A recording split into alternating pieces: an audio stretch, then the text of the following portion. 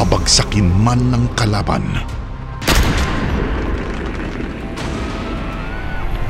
At tangkain pang tuluyan. Kailangan nang mamatay agad-agad yung Balmores na yan.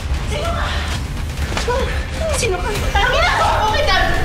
Ang hatol ng kanyang buhay Ihaharap ko siya sa hustisya kahit anong mangyari. ay hindi pa tapos. Di kita iiwan. Tayo ang maghahari. Attorney Abra, humility goes a long way.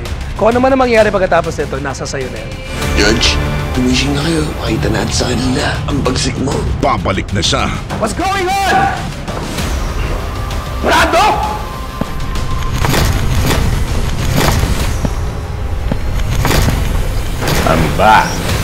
Ang bagsik ng puwerta ni Balmores. Weeknight, 7:30 p.m. Pagkatapos ng Frontline Pilipinas,